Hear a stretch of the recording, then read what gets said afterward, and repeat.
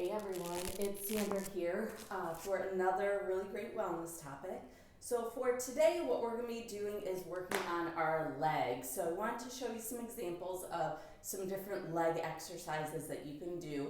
You can also kind of do different variations of them, so I'll show a few different versions for each thing so you can kind of fit or use what fits for you.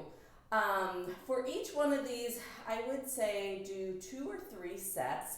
And within each set, I would say do anywhere from 8 to 12 reps, depending on how much weight you're adding, if you are adding weight, and what your goals are. So if you're really trying to build muscle, you're going to want to go heavier on the weight and do fewer reps in each set. If you're really looking to lean out, then you may want to do more reps per set and do a little bit of a lighter weight. So our first move is going to be lunges. So you want to stand with your feet kind of hip width apart, maybe even a little bit narrower, and you're simply going to step back and have your legs at 90 degrees. So I'll show you a side view.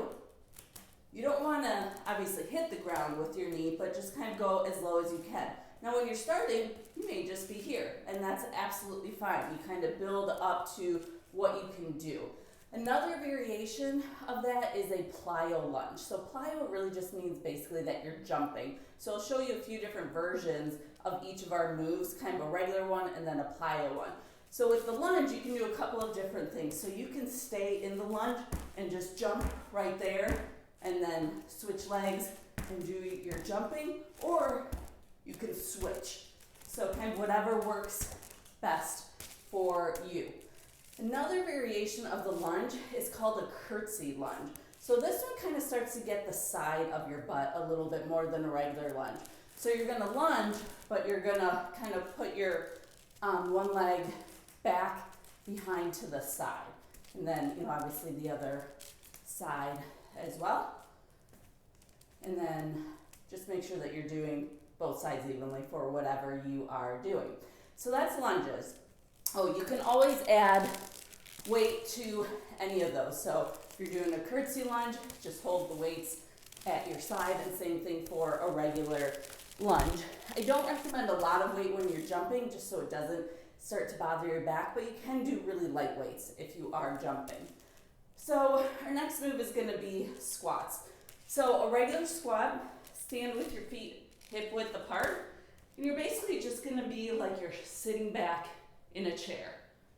Go as low as you can. If you can get your thighs parallel to the ground, that's great. If not, you go as low as you can go and you kind of build your way up. The important thing here is to make sure that your knees don't shift too far forward. So a really great trick for that is if you can bring your toes up. So kind of lift them up out of your shoes, and that helps you to shift the weight back into your butt, which is what you want to do with the squat. You can also do the plyo version, so jumping with that.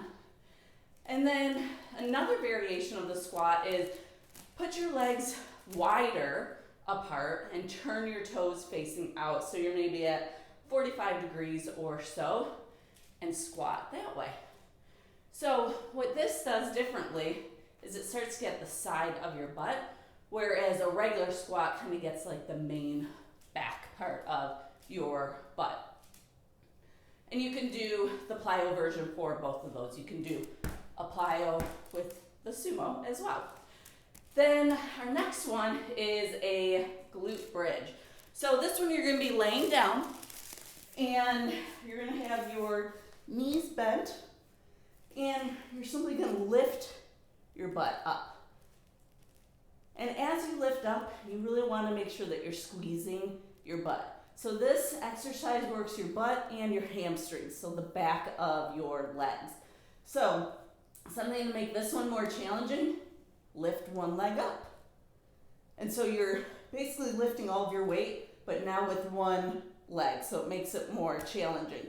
You can also add weights. Now, when you're adding weights for this one, just be really careful of where you place it. If you have both your feet on the ground, you can kind of put it over your hip bone and lift like that. When you have one leg up, I would recommend kind of standing it up, and then you can lift from there. And then the last thing that I wanted to show you is a hip hinge. So this is going to get kind of all along the back side of our legs. And what this one really challenges your balance in your core as well as your legs. So without any weights, you're basically just going to hinge forward. You do one leg and go forward like that. Or you can be standing with both feet on the ground to start, and I would say add some weights for this one. You're going to want to bend your knees a little bit and kind of go until your back is almost flat. Your weights kind of end up about mid shin. And that's going to work all along the back side of you. But once you start doing it on just one leg, that really starts to work your core much more and is going to work that one leg that's standing a lot more. So that's a really nice challenge. And obviously you can add the weight to that one as well.